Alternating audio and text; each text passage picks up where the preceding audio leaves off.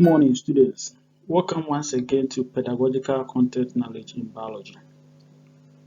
In this lesson, we are going to learn something about presenting information to students. As a teacher, how do you present information to your students? So this lesson is going to educate you on how you are going to present information to your students. So let's look at the objectives for this lesson. Now, these are our objectives. Objective 1. Yes, I'm saying that by the end of the session, you'll be able to present information to biology students in efficient way, and also you'll be able to focus your attention on the material thoughts, and then also determine when to present information. So let's check up on how you're going to present your information to your students. Presenting information to the whole class is an efficient way to expose students to content. So when you are teaching and you are presenting information to the students, your content, that is what student is going to base on to grab what you are trying to teach. So when you are teaching and you draw students' attention to certain things, the way and manner you draw their attention will make them feel whether indeed you, the student, you have the in-depth knowledge of the topic you are teaching. Now, it allows the teacher to focus on the material thoughts, is easily combined with other methods, and is adjustable to fit the available time, the physical setting, and other situational constraints. So when you are presenting information, you, the teacher, you have to focus on the material you want to teach. So you have to use other methods when you are presenting information. And then when you are presenting information, the time allotted, you have to ensure that you fall within that time frame. So it is very important that when you are going to present information to students, you check all these things. Now, presentation of information is part of the active teaching pattern that is associated with strong achievement goals or achievement gains. So when you are presenting information, it is also a component of your active teaching method, and also a component of the strong achievement gains by a school. So as a teacher, the way and manner you present information to students will tell the student that whether the teacher understands the concept of what he is presenting, because some students are very smart. When they are sitting in class and you are presenting information, they can know that this teacher really understands what he's trying to teach us. The next point is most teachers' presentations are short ones, interspersed with student questions or activities, not extended lectures. Now, when you are presenting information, it should be in such a way that you give room for students to ask questions. So in your presentation, you ask some questions which students will give you feedback. Students will also ask you questions which you are also to give them feedback. So in your presentation, you have to ensure that these two things are captured.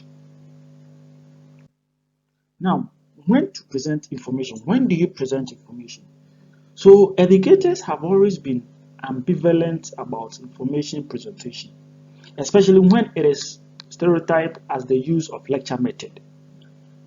So the approach has been criticized for several reasons. So lectures deny students the opportunity to practice social skills. So most times when you are presenting information, they see it that you are lecturing, and therefore students don't get the chance to ask questions or even hear their concerns. So we are saying that lectures deny students the opportunity to practice social skills. Lectures imply that all students need the same information. Lectures often exceed students' attention span, so they begin to tune out. Again, lectures only convey information, they do not develop skills or dispositions. Also, students can read facts on their own, so why not use class time for other activities?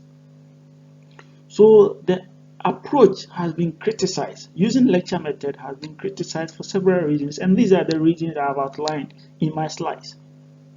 So the lecture method is more of teacher-centered. Students don't come in a lot, and then socially they are not able to develop their social skills.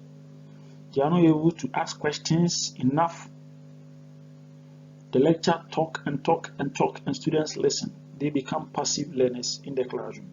So the use of the lecture method, one way or the other, is not a good teaching approach. So as a teacher in the secondary school level, you have to use varying methods in your teaching. These authors have suggested that information presentation is appropriate when the objective is to present information. The objective is to present what? Information. Now, with this one, I'm trying to say that when you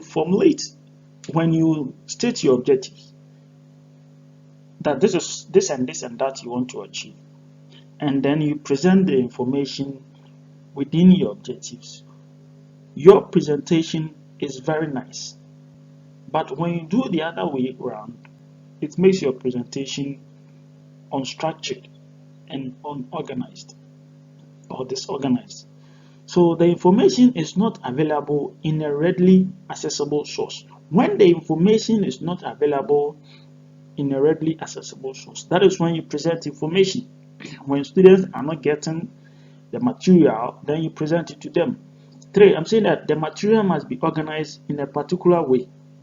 So when you are presenting information, the material must be very organized. And then 4, it is necessary to arouse interest in the subject. When you are presenting information, you have to have interest in what you are presenting. If you don't have interest, then you lose focus, and then your presentation will be distorted. So when you are presenting information, you have to master what you are coming to present and know all the rubrics and everything that is needed in your presentation.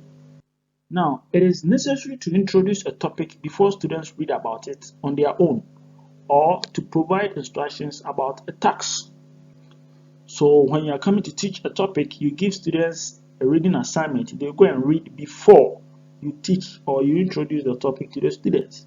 So they have the prerequisite knowledge of what you are coming to teach. So therefore, they can contribute to your lesson. Now, the information is original or must be integrated from different sources. Now, when you are presenting information, you have to integrate from different sources. You read literature, what A is saying, what B is saying, what C is saying, and then you put words together to form a sentence or a statement. Now, the information needs to be summarized or synthesized. When you are presenting information, you have to produce the information. Where are you getting the information from? You have to summarize it. It should be concise. It shouldn't be lengthy, so the students become confused, and then there'll be kind of communication gap. They don't get the concept you are trying to present. So you have to summarize it in a simple way so that students would understand. I believe you can see my slide how I have prepared it. Very simple and self-explanatory. Now, curriculum materials need updating or elaborating. When you are presenting information, it could be that you have to elaborate on the material you are presenting. Most of the times, when the material needs to be updated, then you present what is missing in the material. So when you are presenting information, sometimes when you are teaching, you feel like the curriculum, there are certain things you are supposed to add, then you add up. Nobody is going to say you are not doing your work well because the curriculum demands that. If you're a teacher and you have the knowledge of the subject matter, and then you feel, okay, the curriculum should have added this one, and then you conduct a research, you can add that particular information. So we've learned a lot in this lesson. We've learned about presentation of information, when to present information, how do you present information. So I want you guys to review what we've learned so far. So by reviewing, I want you guys to answer these questions. You can discuss the questions, and then you consult your colleagues, you find answers, each and everyone will contribute in your discussion. So I wish you all the very best.